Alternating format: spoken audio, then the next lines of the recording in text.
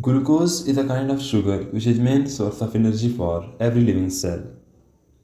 Or you can say that it acts as a fuel for the living cells.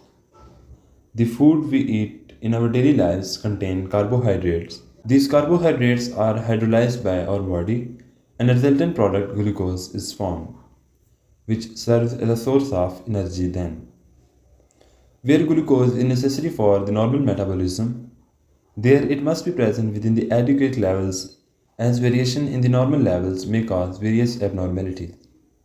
Like if less than 70 mg per deciliter induces hypoglycemia, then more than 100 mg per deciliter is kind of warning that the patient is going to suffer with prediabetes.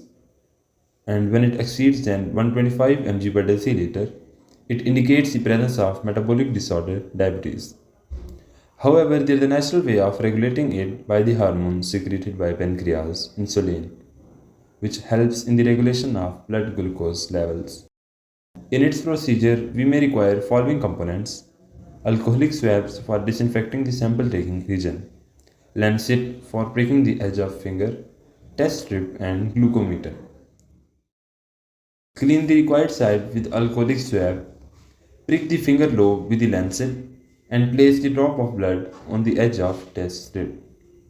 The test strip of glucose test contains an enzyme, glucose oxidase, whose reaction with blood glucose produces gluconic acid. This gluconic acid reacts with ferrocyanide present in that strip and gives ferrocyanide. The production of ferrocyanide enables the glucometer to produce current, which reads out formed ferrocyanide and the concentration of glucose in the whole blood sample.